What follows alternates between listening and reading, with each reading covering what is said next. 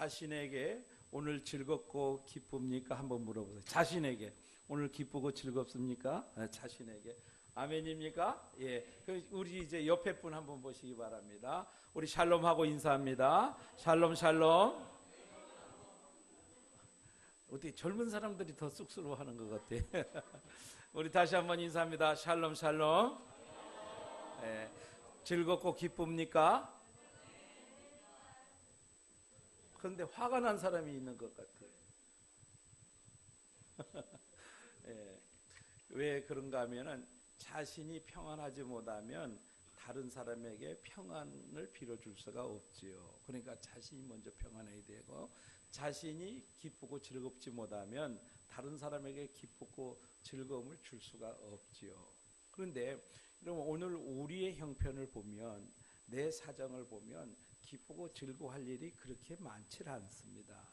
아마 대다수가 오늘도 기쁘고 즐겁기보다는 힘들고 어려운 일들이 더 많이 있었을 거예요. 그런데 오늘 우리가 기쁘고 즐거울 수 있는 것은 나로 인하여가 아니라 여호와로 인하여, 하나님으로 인하여 즐겁고 기쁜 날이 바로 성일이다, 주일이다, 그렇게 오늘 말씀을 하고 있습니다. 그러면 우리가 이 험난한 세상에서, 힘들고 어려운 세상에서, 걱정, 근심, 고통이 충만한 이 세상에서 어떻게 기쁘고 즐겁게 또 예배를 드릴 수 있는가 하는 것이 바로 오늘 본문의 말씀이지요. 그러니까 오늘 말씀을 통해서 정말 성일은 기쁘고 즐거운 날이 되어야 되고, 잔칫날이 되어야 되고, 천국 잔치가 이루어지는, 지금 이 순간이 바로 천국이 이루어지는 그 시간이 되어야 될 줄로 믿습니다.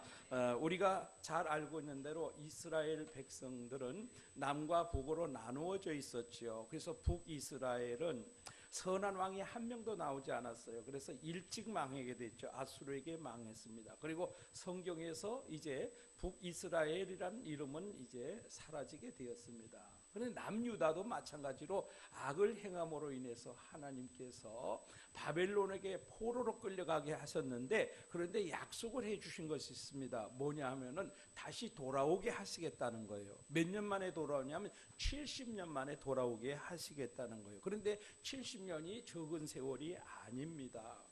만약에 포로로 끌려갈 때 한 살짜리 아이였다면 70 노인이 돼서 돌아오는 거예요. 그래서 우리가 한 세대를 30년으로 보지 않습니까? 그럼 두 세대가 지나고 10년이 더 지난 거예요. 우리말로 말하면 10년이면 강산도 변한다는데, 강산이 7변이나 변한 다음에 이제 하나님께서 돌아오게 하셨는데, 제일 첫 번째는 이제 수룹바벨이라고 하는 지도자를 세워서 하나님이 돌아오게 했습니다. 두 번째는 에스라라는 지도자를 세워서 돌아오게 하셨고요. 이제 마지막으로는 느헤미야를 세워서 돌아오게 하셔서, 그래서 1차, 2차, 3차 포로 귀환을 통해서 이제 완전히 돌아오게 했습니다. 그리고 이제 그들이 돌아와서 제일 먼저 한 일이 무엇이냐면 성전을 재건하는 일이었습니다.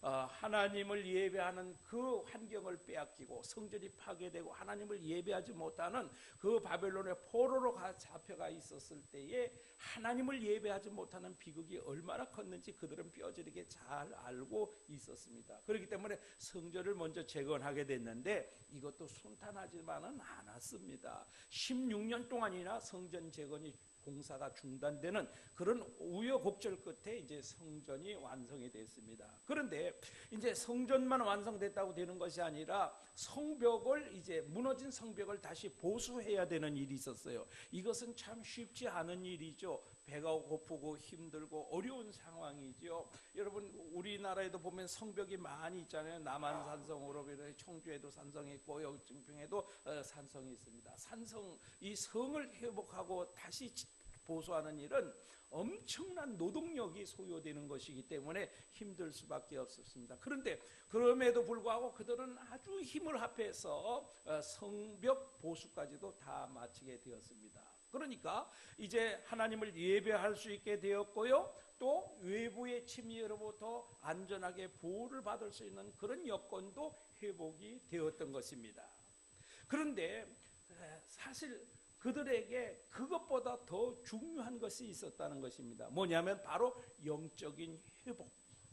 영적인 부흥이 다시 일어나야 된다는 겁니다. 그래서 여러분, 이 부흥이라고 하는 말은 우리가 요즘 부흥이라 그러면 교인 숫자 늘어나는 걸 부흥이다 이렇게 얘기들을 하는데, 목사님들도 그래요. 목사님들 만나면 교회 부흥 좀 하셨습니까? 이렇게 물어요. 뭐예요? 성도들 숫자 좀 늘어났습니까? 이렇게 묻는 거죠. 부흥은 그게 아니에요. 부흥은 뭐냐 하면은 소생한다는 뜻이 있고요, 생명을 회복한다는 뜻이 있고, 원기를 되찾는다는 뜻이 있고, 쇠퇴했던 것이 다시 일어나게 된다는 뜻이 있습니다. 다시 말하면 우리가 영적으로 많이 쇠퇴했던, 영적으로 거의 은혜를 잃어버렸던 사람들이 다시 은혜를 회복하는 일, 이것을 부흥이라고 말합니다. 그러니까 겨울에 나무가 다 잎을 떨어뜨리고 죽은 것 같이 보이잖아요. 그런데 봄이 되면 다시 싹이 돋고 잎이 나기 시작합니다. 이것을 부흥이다, 그렇게 이해를 하시면 쉽습니다. 그러니까 이스라엘 백성들이 바벨론 포로 가서 70년 동안 사는 동안에 얼마나 힘들고 고통스럽고 하나님을 예배하지 못하고 영적으로 얼마나 침체가 되었겠습니까? 그러니까 그들이 다시 영적으로 하나님과의 관계를 회복하는 것, 이것이 가장 중요한 일이다, 그렇게 볼 수가 있는 거죠. 그래서 일부적인 것이 완성되었다고 해서 모든 것이 다 된 것은 아니고, 이제 하나님의 은혜를 다시 회복해야 돼요. 그런데 하나님의 은혜를 회복하지 않으면 사람으로서, 하나님의 백성으로서 온전한 백성이 되지를 못하지요. 창세기 2장 7절에도 여호와 하나님이 흙으로 사람을 지으시고 그 코에 생기를 불어넣으시니 곧 생명이 된지라 그랬습니다. 이 생명이라는 것이 뭐냐면, 생자는 살아있다는 뜻입니다. 영이라고 하는 것은 숨을 쉬는 존재라는 뜻이에요. 그래서 하나님의 영이 그들 안에서 숨 쉰다는 거죠. 그래서 하나님의 형상대로 지음을 받은 사람에게는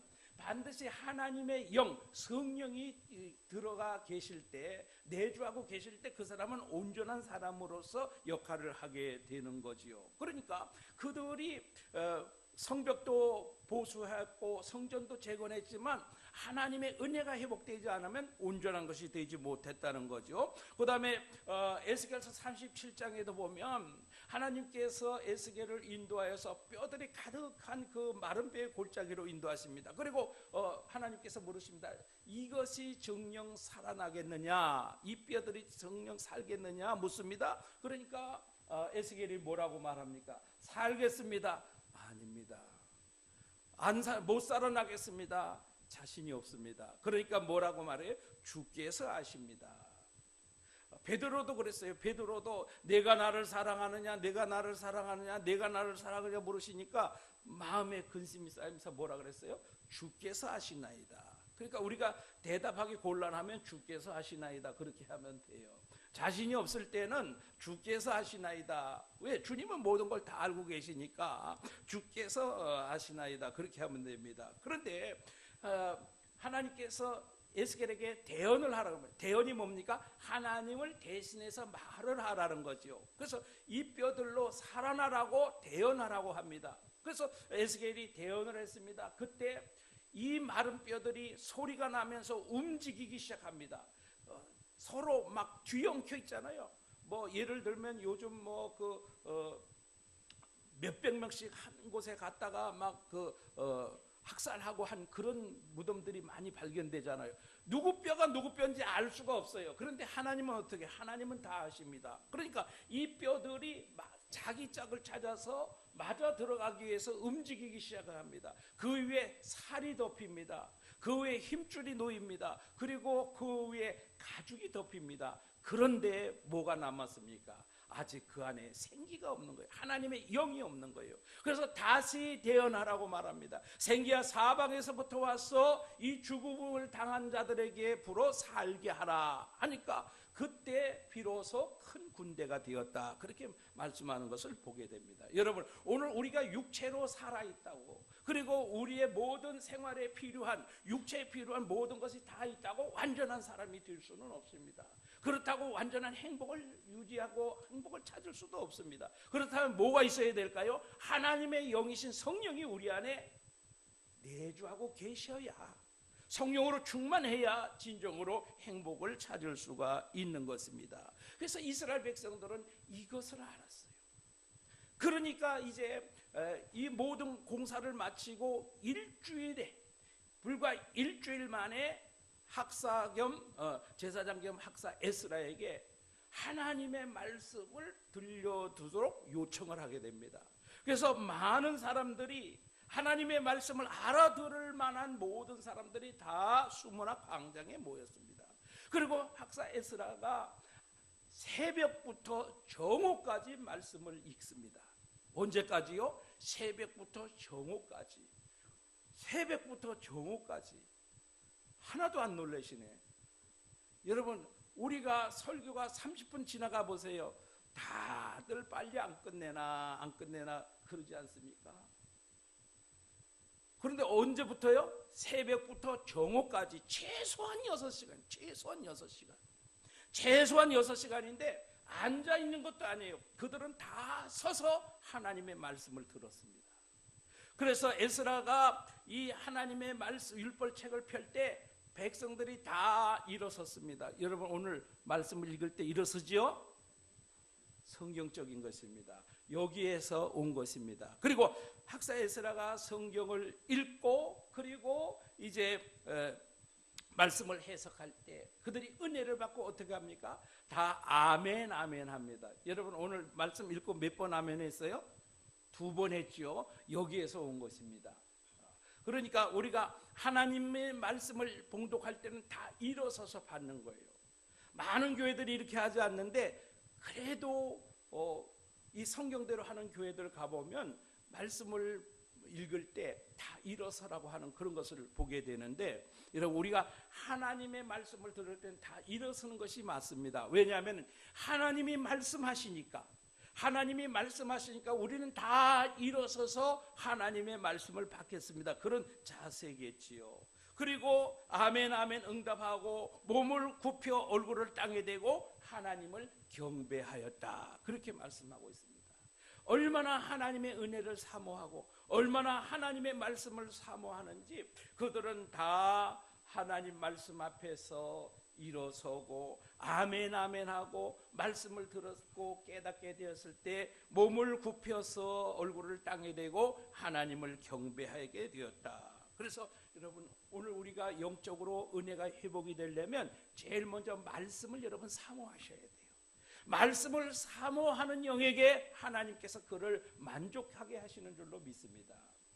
말씀이 들려지면 들려지고 말면은 말고 그냥 뭐 별 관심이 없는 분들이 많이 있죠. 여기 와 앉아 있어도 말씀과는 전혀 관심이 없고 그저 세상적인 거 생각하고 뭐 잡생각하고 주보에 낙서하고 이러는 분들이 얼마나 많이 있습니까? 그러나 우리가 하나님의 말씀을 사모하는 마음이 있으면 그 마음에 하나님께서 은혜를 부어주실 줄로 믿습니다. 여러분, 얼마나 하나님의 말씀을 사모하십니까?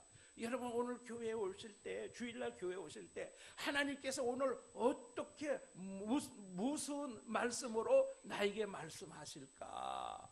여러분, 뭐 다 똑같이 듣는 말씀인데 굳이 나한테만 주는 말씀이 있을까? 그렇게 생각하시면 안 됩니다. 왜냐하면 듣는 사람마다 다 깨닫는 정도가 다르고 은혜 받는 정도가 다르고 모든 것이 다 다르기 때문에 하나님께서 얼마나 나에게 은혜를 주시는가 하는 것에 따라서 우리가 말씀에 듣는 그 변화가 달라진다는 것을 여러분 기억하시기 바랍니다.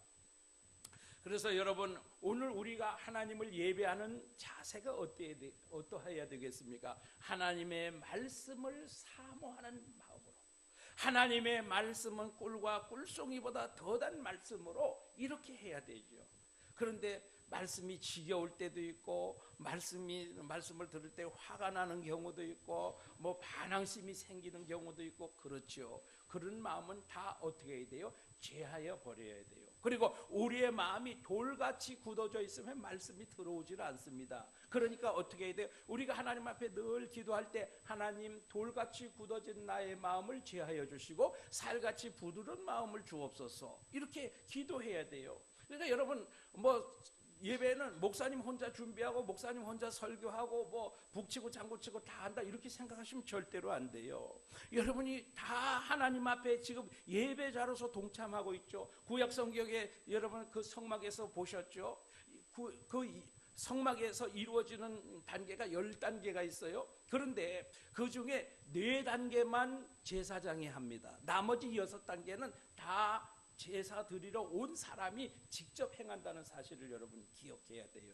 그러니까 예배는 목사님 설교 잘하나 구경 오는 것이 아니고, 성가대 찬양 잘하나 구경하는 것이 아니고, 오늘 또 음식 또 밥 맛있게 잘하나 이거 보러 오는 것이 아니고, 오직 우리 하나님의 은혜의 말씀을 들어오는 줄로 믿으시기 바랍니다. 그래서 여러분 주일 위해서 기도하셔야 돼요. 은혜 받기 위해서 기도하셔야 돼요. 그 말씀이 나의 말씀이 되기 위해서 기도해야 돼요. 그리고 여러분 육신이 피곤하면 말씀을 잘 들을 수가 없어요. 그러니까 어떻게, 토요일 날은 일찍 주무셔야 돼요. 토요일 날은 일찍 자야 돼요. 그리고 주일날 예배 드리는데 지장이 없도록 잘 준비해야 되는 것입니다. 그래서 미리 옷도 준비해 놓고, 헌금도 준비해 놓고, 신발도 준비해 놓고, 모든 것 다 준비해 놓고 기다리다가 교회에 와서 또 미리 와서 준비 기도하고, 그렇게 해서 말씀을 들을 때 하나님이 은혜를 주시는 줄로 믿습니다. 그 다음에 두 번째로 보면, 영적 부흥은 회개의 역사가 일어날 때 영적 부흥이 일어난다는 것입니다. 그래서 이 백성들이 말씀을 듣습니다. 오늘 보면 에스라가 주로 역할을 하는데, 보면 제가 이 발음이 좀 나이 많이 안 먹었는데 조금 이 발음이 어려워지기 시작하네요. 왜냐하면 이 한글 발음이 아니고 이게 다 히브리식 발음이기 때문에 발음이 좀 매우 어렵습니다. 그런데 여기에 다 이 어려운 이름으로 된 사람들이 누구냐면 레이지파 사람들이에요. 그래서 에스라와 느헤미야만 한 것이 아니라 많은 레이지파 사람들이 함께 백성들을 가르치고 깨닫게 해 주었습니다. 그래서 그들이 하나님의 말씀을 깨닫고 나니까 지난날에 자신들이 지은 죄가 생각이 나고, 그 죄 때문에 회개의 눈물이 쏟아지기 시작했습니다. 하나님께서 왜 사랑하는 자기 백성들을 바벨론에 70년이나 포로로 끌려가게 했을까? 그 당시에는 깨닫지 못했어요. 우리가 수요일 예배 시간에 에스겔서 말씀을 듣지 않습니까? 바로 포로로 끌려간 것이 바로 여기에 그 배경이 되는 것이 에스겔서 말씀입니다. 그런데 그들이 얼마나 하나님 앞에 무지하고, 얼마나 하나님이 그렇게 회개하라고 에스겔서 1장부터 24장까지 말씀하셨잖아요. 그럼에도 불구하고 회개하지 않다가 결국에 바벨론의 포로로 끌려가게 되었습니다. 지금 하나님의 은혜를 받고 나니까, 지금 하나님의 말씀을 깨닫고 나니까, 우리가 그때 그렇게 잘못해서, 그렇게 죄를 지어서, 그래서 우리가 바벨론의 포로로 끌려갔구나, 그렇게 생각하고 나니까 그들이 회개하며 울기를 시작하는 것입니다. 여러분, 진정으로 하나님의 은혜가 회복되는 것은 우리의 회개의 눈물부터 시작됩니다. 여러분, 이 세상에 완악한 마음의 가장 특효약은 눈물밖에 없습니다. 여러분, 눈물이 나기 시작하면요, 마음에 있는 모든 상처가 다 치유됩니다. 여러분, 눈물 안 흘리는 사람이 강하고 담대하고 좋은 것 같습니까? 아닙니다.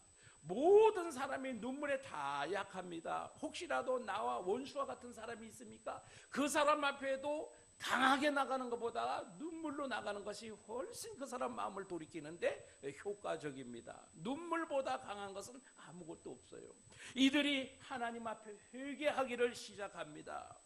여러분, 오늘 우리가 말씀에 감동될 때 우리가 할 수 있는 것은 지난날의 죄를 깨닫고 회개의 눈물을 흘리는 것, 이것이 최고의 하나님 앞에 은혜라는 사실을 깨달으시기를 부탁을 드립니다. 요즘 가장 문제가 무엇입니까? 눈물이 마른 것이 문제예요. 목회자의 눈에도 눈물이 말랐습니다. 성도들의 눈에도 눈물이 말랐습니다. 여러분, 우리가 회개하며 눈물을 흘리며 기도하던 것이 얼마나 오래됐는지 기억조차 없지 않습니까? 가끔 정말 기도를 깊이 할 때 하나님께서 회개의 눈물을 흘리게 해주실 때, 정말 그날 그런 그 눈물로 기도하고 난 날은요, 정말 얼마나 기쁘고 얼마나 좋은지 몰라요. 그런데 자주 그랬으면 좋겠는데 저도 마음이 많이 완악해졌나 봐요. 자주 그렇지는 않지만 그래도 가끔 하나님께서 눈물을 흘리게 해주실 때 얼마나 감사하고 얼마나 좋은지 모릅니다. 여러분, 오늘 우리가 정말 진정으로 회개하며 눈물을 흘려 보셨습니까? 혹시라도 그렇지 못하시다면 여러분 기도원이라도 한번 뛰어 올라가세요. 아무데나 가지 마시고 목사님에게 어느 기도원 가면 좋을까요? 물어보시고 건전한 기도원 가시면은요 회개의 눈물이 쏟아집니다. 여러분 요즘 젊은이들 언제 기도원 한번 가봤습니까? 언제 기도 한번 맘 놓고 해봤습니까? 언제 한번 하나님 말씀 정말 좀 깊이 들어보고 또 그런 집회에 참석해 본 적이 얼마나 있습니까? 요즘 젊은이들 보면은요 찬양할 때는 펄떡펄떡 뛰고 난리 납니다. 그러니까 요즘 다 이 청소년들 집회하는 데는 다 그냥 찬양 위주로 해버리고 말씀이 없어요. 그러다가도 말씀 딱 들어가면 전부 일제히 매트리스 깔고 전부 취침 상태에 들어가는 겁니다. 왜 그렇습니까?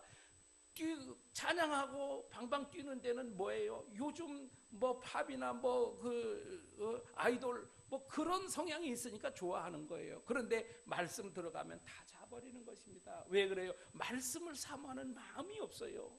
여러분 진정 말씀이 없이는 회개가 일어날 수가 없는 거지요. 그러니까 여러분 오늘 우리가 정말 진정으로 자신의 지난날의 죄를 회개하고 하나님의 말씀에 감동을 받아서 정말 눈물로 회개하는 역사가 일어나기를 축복합니다.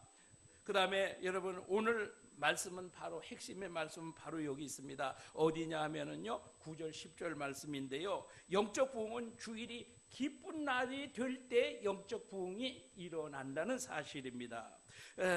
오늘 보면 많은 백성들이 울기 시작합니다. 그러니까 느헤미야가 그들에게 이르기를, 또 다른 제사장과 또 에스라가 그들에게 말하기를 울지 말라, 슬퍼하지 말라, 근심하지 말라 이렇게 말합니다. 왜 그러냐면 오늘은 여호와의 성일이니 너희 하나님의 성일이니 슬퍼하지 말며 울지 말라고 이렇게 말씀합니다. 여러분 왜 그럴까요? 여러분 이 주일날은요 하나님의 은혜가 회복되는 날이고요, 천국을 경험하는 날이고요, 그렇기 때문에 가장 기쁜 날이 되어야 됩니다. 그런데 여러분 무엇으로 기쁘게 할 수 있을 것인가? 제일 첫 번째는 봉사를 해야 됩니다. 봉사를 하는 날이 바로 우리가 봉사하게 될 때 기쁜 날이 될 수 있다는 사실입니다. 그래서 에베소서 4장 12절에도 하나님께서 교사와 목사를 교회에 주신 목적이 무엇이냐? 성도를 온전케 하여 봉사의 일을 하게 하려 하심이라 그랬습니다. 그리고 그리스도의 몸을 세우기 위해서 그렇다. 그러니까 오늘날 목회자들 또 교사들이 있는 이유가 무엇입니까? 그들을 잘 가르쳐서 봉사하는 사람으로 만들어서 교회를 세우기 위해서 주셨다는 사실입니다. 그러니까 여러분 오늘 우리는 나 자신을 초점으로 살면 안 돼요. 주일날은 내가 중심인 날이 아니라 바로 다른 사람이 중심인 날이 돼야 돼요. 다시 말하면 오늘 나를 위해서 교회에 온 것이 아니라 다른 사람을 위해서 교회에 와서 섬겨야 돼요. 그런데 가장 첫 번째 뭘 말씀하고 있는가 하면은 느헤미야가 또 그들에게 이르기를 너희는 가서 살찐 것을 먹고 단 것을 마시되 준비하지 못한 자에게는 나누어 주라 그랬습니다. 여러분 오늘 애찬을 의미하고 있는 것을 여러분 기억하시기 바랍니다. 여러분 애찬을 준비하실 때요 기쁘고 즐거운 마음으로 준비하셔야 돼요. 제가 이 애찬에 대해서 많이 설교를 했어요. 이 애찬은 성찬식을 준비한다 생각하고 준비를 해야 돼요.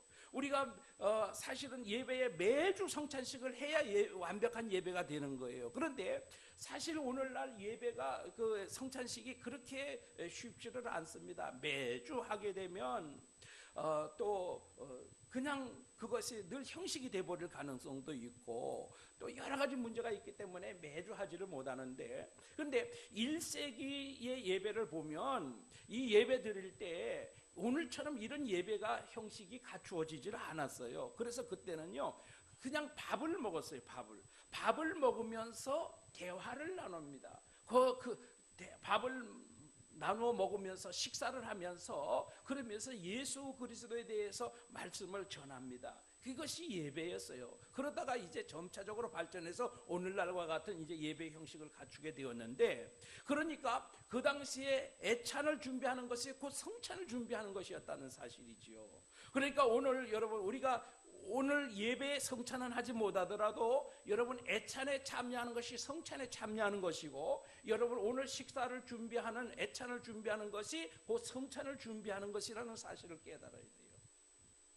저는요, 솔직한 얘기로 매주 제가 애찬을 준비하고 싶습니다. 솔직한 얘기로 제 마음은요, 매주 애찬을 제 손으로 준비하고 싶어요.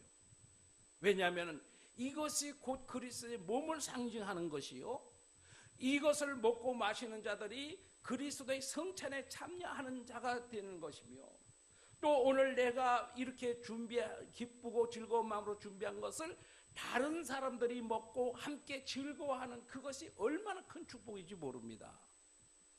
여러분, 오늘 이 여호와의 성일이기 때문에 슬퍼하거나 근심하지 말고 울지 말고, 너희들은 살찐 것을 먹고 단 것을 마시라, 먹고 마시라 그랬습니다. 여러분, 사람이 먹고 마시는 즐거움보다 더 큰 즐거움이 과연 무엇이 있을까요?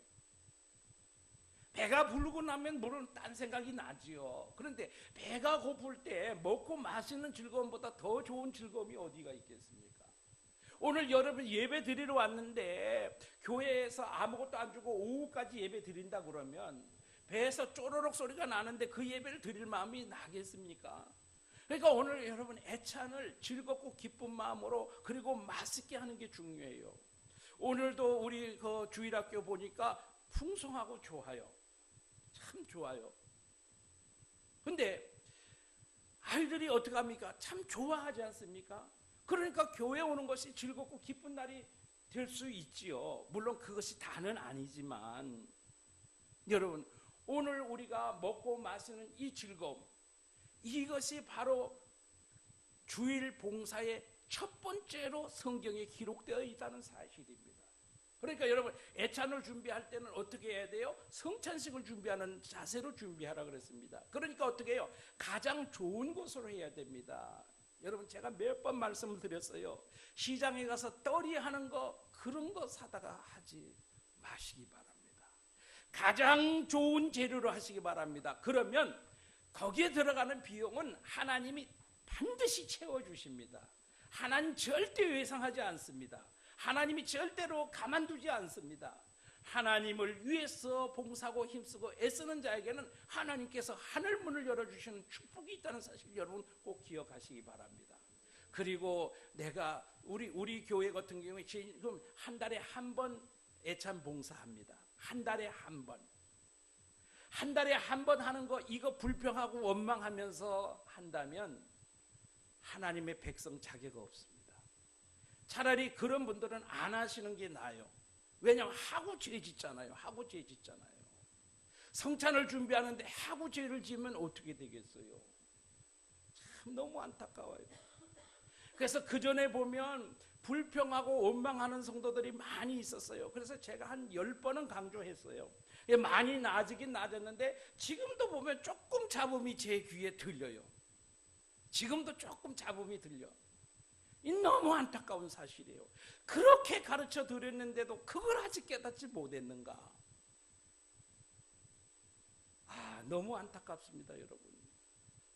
오늘 성경에 오늘은 너희 하나님 여호와의 성일이, 너희는 근심하지 말고 슬퍼하지 말고 울지 말고 너희는 가서 살찐 것을 먹고 단 것을 마시되 준비하지 못한 자들에게 나눠줘라. 오늘 내가 내 손으로 봉사해서 다른 사람에게 그 먹는 기쁨의 즐거움을 제공해 준다는 이것이 여러분 얼마나 좋습니까? 우리 교회 밥이 참 맛있어요. 애찬이 너무 맛있어요. 생각 같으면 한 3그릇 먹고 싶은데 육체가 감당을 못할 것 같아서 절제를 많이 합니다. 너무너무 좋은 일입니다. 여러분 정말 이 애찬이 풍성한 거 이거 축복 중에 축복인 줄로 믿으시기 바랍니다. 여러분 최선을 다해서 준비하세요. 기쁨과 즐거움으로 여러분 애찬을 준비하세요. 다른 사람들이 먹고 맛있습니다, 감사합니다, 고맙습니다 이럴 때 얼마나 뿌듯합니까? 여러분 우리가 한번 나가서 외식 한번 하면 얼마 듭니까? 요즘은 뭐 웬만하면 개인당 3만 원 이하짜리는 거의 없잖아요. 웬만하면 5만 원, 10만 원짜리 아닙니까? 그런데 여러분 우리 몇십 명 성도가 함께 애찬을 나누는 이거 한 4, 5만 원 들여가지고 애찬을 하는데, 그렇다면 그 돈은 충분히 투자할 가치가 있다고 저는 봅니다. 여러분 혹시라도 그것이 아까운 분이 있으면 저한테 말씀하세요. 제가 얼른 내드리겠습니다. 그리고 제가 복을 받겠습니다. 여러분 그렇지 않습니까? 물론 힘들고 어려운 일이 없는 것은 아닙니다. 그렇지만 하나님을 위한 것이고 사랑하는 우리 주의 백성들을 위한 것이니 기쁨으로 하시기를 다시 한번 제가 부탁을 드리고 강조를 드립니다. 다시는 우리 교회에서 이 애찬에 관한 불평과 원망, 또 이런 잡음이 나오는 일이 없기를 부탁을 드립니다. 그래서 주일날은 봉사하는 날인데요, 다른 사람을 위해서 봉사하는 날입니다. 여러분 오늘 우리가 다 이 주일날 처음 나온 초신자는 섬김을 받으러 오세요. 처음 오신 성도 여러분, 처음 오신 초신자는 봉사를, 섬김을 받으러 오시기 바랍니다. 우리 예수님이 뭐라고 하셨어요? 인자가 온 것은 섬김을 받으러 오신 것이 아니라 도리어 섬기려 하고 자기 목숨을 많은 사람의 대속물로 주려 함이라. 마가복음 10장 45절에 그렇게 말씀했습니다. 그러니까 여러분 오늘 우리가 교회에 오는 것은 내가 섬김을 받으러 오는 것이 아니고 도리어 섬기려 하고 목숨까지도 다른 사람을 위해서 버릴 각오로 오늘 교회에 오셔야 교회에 바로 오신 거예요. 그런데 많은 분들이 어떻게 합니까? 이 교회에 와가지고 섬김을 받고 대접을 받고 대우를 받고 높임을 받고 그러러 교회에 오시는 분들이 많이 있어요. 절대적으로 하나님이 원하시는 성도의 모습은 아니라는 사실입니다. 여러분 오늘 엎드려서 섬기는 성도들이 되시기를 바랍니다. 여러분 목사는 대접받는 사람입니까? 아닙니다. 목사도 여러분을 섬기는 사람입니다. 섬기는 내용이 다르다는 거죠. 여러분 오늘 여러분도 세상에서 한 주 동안 많이 힘드셨죠. 얼마나 고생하셨습니까? 목사도 한 주 동안 먹고 놀지 않았습니다. 목사도 심히 고민하며 심히 갈등하며 오늘 말씀을 어떻게 전해야 될까, 설교를 어떻게 준비해야 될까, 영적인 문제이기 때문에 굉장히 힘듭니다. 이 설교가 안 풀릴 때는요 정말 차라리 가서 노가다 했으면 좋겠다 이런 생각이 들 때가 한두 번이 아닙니다. 왜 그렇습니까? 영적인 문제이기 때문에 이 고통 없이 그냥 되는 일은 아무것도 없다는 거예요. 저는 여러분 오늘 말씀으로 여러분을 최선을 다해서 섬기기 위해서 힘쓰고 애쓰는 것입니다. 여러분 오늘 우리가 다른 사람을 섬기기에 힘쓰고 애쓰는 성도들이 되시기를 부탁을 드립니다. 그렇다면 나는 오늘 애찬 봉사도 아니고 설교를 하는 것도 아니고 나는 무엇으로 섬겼을까? 무엇으로 섬길까? 여러분 섬길 것이 없는 것은 하나도 없습니다. 이 교회 안에 모든 것들이 다 섬겨야 될 대상들입니다. 어떻게 보면 커튼 하나가 삐뚤어져 있으면 그거 하나 바로 하는 것도 섬기는 것이요, 또 찬양대로, 성가대로, 또 주일학교 교사로, 안내로, 뭐 화장실 청소로, 뭐 꽃꽂이로 섬겨야 될 것이 모두가 다 섬기는 것입니다. 그런데 하나님이 섬길 수 있는 은사를 다 주셨어요. 어떤 사람은 다른 사람은 못 보는데 어디 삐뚤어진 걸 잘 보는 사람이 있어요. 그러면 삐뚤어졌다고 지적하는 것이 아니라 내가 고치면 되는 거예요. 하나님께서 너 그거 하라고 그 눈을 주신 거예요. 여러분 식당 봉사를 잘하는 분이 계시면 그 맛있는 식사를 준비해서 많은 사람들이 먹고 즐거움을 얻도록 섬기라고 하나님이 그 은사를 주신 거예요. 여러분 반주를 잘하시면 그 반주로 하나님께 영광을 돌리라고 하나님이 주신 거예요. 주일학교를 잘 가르치는 은사가 있으면 그것을 통해서 어린 심령들을 하나님께로 인도하라고 주신 거예요. 여러분 이것도 저것도 나는 아무것도 할 게 없다 그러면 가장 귀한 은사가 있습니다. 제가 생각하는 가장 귀한 은사가 있습니다. 무엇입니까? 시간 되면 하나님 전에 와서 딱 앉아서 예배 드리는 은사입니다. 그건 무슨 은사냐 그렇게 생각할지 모르지만 제가 볼 때는 자리를 잘 변함없이 그 자리에 앉아서 예배 잘 드리는 성도, 그 성도가 물론 다른 봉사도 귀하지만 그 성도가 저는 가장 귀한 성도로 보입니다. 왜 그렇습니까? 우리 교회가 빈자리가 많잖아요. 그런데 빈자리 하나 채워주는 성도, 이 성도가 저는 가장 귀하게 보여요. 근데 들쭉날쭉 오늘은 올라나 안 올라나 제 마음에 근심이 되고 걱정이 되고, 그런 성도는 섬기는 성도가 아니죠. 하나님을 섬기는 성도가 아니에요. 여러분, 내가 교회에 위해서 아무것도 할 수 없고, 또 어떤 분들은 내가 뭐 교회 가봐야 도움도 안 되고 밥만 축내는데 밥이라도 축내 주시기 바랍니다. 밥이라도 축내 주시는 분이 얼마나 감사한지 저는 몰라요. 그런 분을 가장 제가 귀하게 여깁니다. 아멘. 예. 하여튼 밥이라도 와서 많이 드시는 분 제가 아주 고맙습니다. 얼마나 밥 잘 드시면 고마운지요.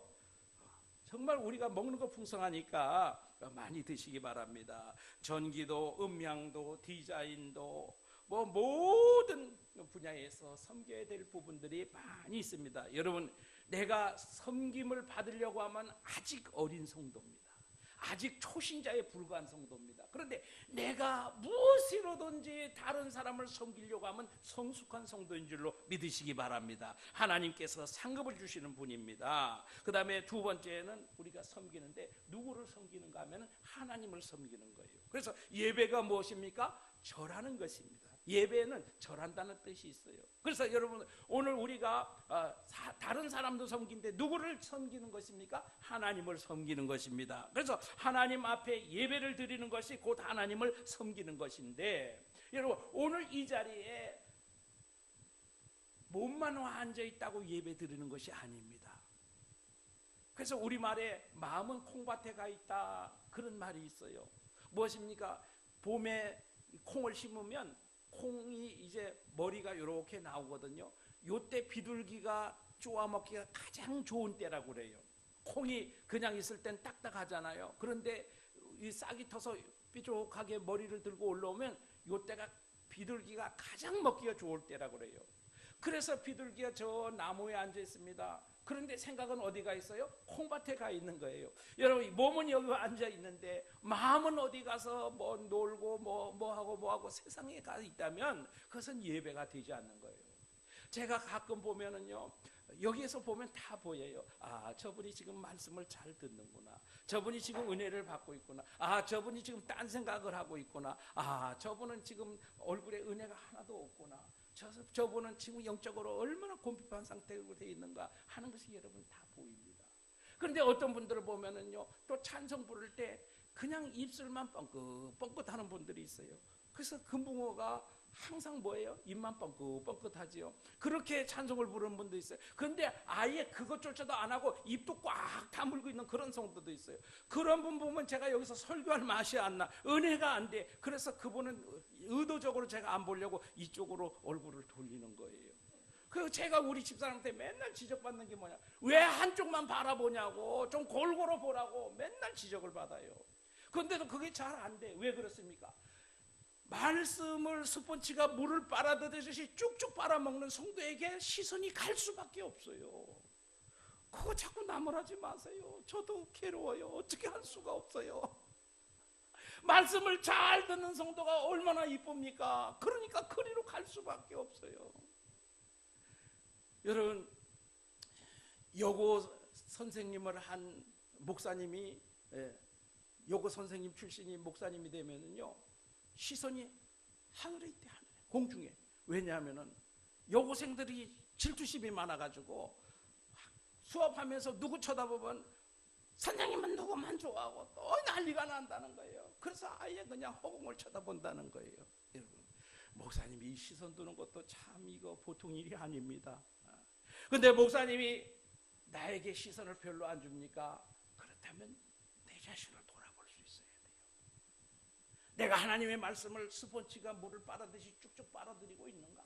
은혜를 받고 있는가? 이걸 한번 돌아봐야 돼요. 만약에 그런 표정으로 말씀을 잘 받는 성도가 있으면 목사님의 시선이 그리로 갈 수밖에 없어요. 왜? 성령이 기뻐하시니까요. 그렇잖아요. 성령이 기뻐하시잖아요. 그러니까 오늘 우리가 예배를 드릴 때 여러분 최선을 다해서 예배를 드려야 돼요. 말씀을 들을 때도 그 말씀을 사모하는 마음으로, 아멘하는 마음으로, 내 굳어진 마음을 하나님의 말씀을 그 방망이로 깨뜨리는 그런 마음으로 말씀을 들어야 돼요. 여러분 찬송을 부를 때도요, 가장 큰 소리로 불러야 돼요. 힘을 다해서 불러야 돼요. 찬송 부르는데 왜 그렇게 힘이 없습니까? 그 만왕의 왕 되신 하나님을 찬송하는데 왜 그렇게 힘이 없어요? 그래가지고 무슨 은혜가 되겠어요? 절에 가서 연불 외우는 사람들도 그렇게 안 외우는데, 하나님을 찬송하는데 왜 그렇게 입이 안 떨어집니까? 내 음성을 다해서 음량을 다 높여가지고 볼륨을 최대한 높여서 목에 핏줄을 세워가면서 힘있게 찬송을 불러야 됩니다. 아멘. 예. 박수를 칠 때도 우리 박준성 형제가 해병대 나왔어요. 저는 해병대 아니고 공수부대 나왔어도 해병대 박수 잘 칩니다. 이거. 왜냐하면 우리 공수부대에 있을 때 목사님이 해병대 박수를 가르쳐 주셨거든요. 박수 칠 땐 이렇게 치라고 이렇게 가르쳐 줘가지고 이 손이 끝까지 올라갔다 쳐서 내려오는 거예요. 이게 해병대 박수예요, 여러분. 박수 칠 때도 힘없이 그냥 이렇게 하지 마시고 박력 있게 치시고요. 우리 하나님 박력 있는 거 좋아하십니다. 찬송을 볼 때 최선을 다해요. 여러분 헌금을 드릴 때도 최선을 다해서 헌금을 드려야 돼요. 여러분 우리가 다 쓰고 남은 것 가지고 헌금 드린다면 여유가 어디 있습니까? 먼저 하나님 앞에 드리고 그리고 남은 것 가지고 제가 쓰는 거지요. 그렇게 할 때 우리 하나님을 인하여 기쁨이 충만하게 됩니다. 여러분 우리는 지금 어려운 이야기를 하는 게 아니에요. 우리는 지금 이미 매주 하고 있는 이야기입니다. 우리가 매주 하나님 앞에 나와서 헌금 드리고 찬양하고 말씀 듣고 봉사하고 이미 다 하고 있습니다. 그런데 오늘 내가 하는 것이 진정으로 하나님을 예배하는 마음으로 하고 있는가, 이것을 다시 한번 점검해 보자는 이야기예요. 어려운 것을 이야기하는 것이 아니라 이미 우리가 다 행하고 있는 것인데 우리의 진정한 마음으로 하고 있는 것인지 아니면 형식적으로 하고 있는 것인지 오늘 이거를 점검해 보자는 거예요. 하나님께서 진정으로 전심으로 마음을 다해서 하나님을 이렇게 예배하면 하나님께서 복을 주신다는 거예요. 예배 잘 드리면 복 받는다는 거 다 알고 있지 않습니까? 그런데 형식적으로 드리는 예배, 형식적인 신앙생활, 여기에 하나님이 복을 주시는 게 아니라 전심을 다해서 우리 하나님을 정성을 다해서 섬기게 될 때, 정성을 다해서 예배를 드릴 때 우리 하나님께서 복을 주신다는 거예요. 그런데요 여러분 한번 10절 말씀 한번 봅니다. 10절 말씀. 느헤미야가 또 그들에게 이르기를 너희는 가서 살찐 것을 먹고 단 것을 마시되 준비하지 못한 자에게는 나누어 주라. 이날은 우리 주의 성일이니 근심하지 말라. 여호와로 인하여 기뻐하는 것이 너희의 힘이니라 하고. 여러분 여기에 여호와로 인하여 기뻐하는 것, 이것이 너희의 힘이라고. 그런데 이 힘이라는 히브리 언어를 찾아보니까 안전이란, 안전, 요새란 뜻이 있어요. 요새가 뭡니까? 적이 공격해오지 못하는 가장 안전한 지역이 요새 아닙니까? 그러니까 하나님께서 너희의 안전이 되어 주신다, 그렇게 말씀하고 있어요. 예배를 잘 드리면 하나님께서 우리에게 안전을 보장해 주신다는 거예요. 아무도, 어떤 원수도 우리를 공격하지 못하게 하신다는 거예요. 여러분 우리 마음이 왜 불안합니까? 쫓아오는 자가 없어도 도망하는 자같이 우리 마음이 불안하지 않습니까? 왜 그렇습니까? 우리 하나님을 전적으로 신뢰하지 못하니까 불안해질 수밖에 없지요. 근데 우리 하나님이 예배를 잘 드리고 전심으로 드리고 하나님을 인하여 기뻐하는 자에게는 하나님이 내가 너에게 안전이 되어 주겠다.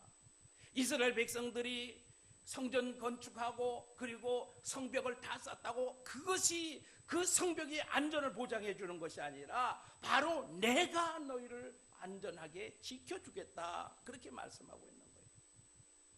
그래서 여호와가 함께하지 아니하시면 파수꾼의 경성함이 허사로다, 그렇게 말씀하고 있지 않습니까? 60만 대군이 우리를 지켜줍니까? 아닙니다.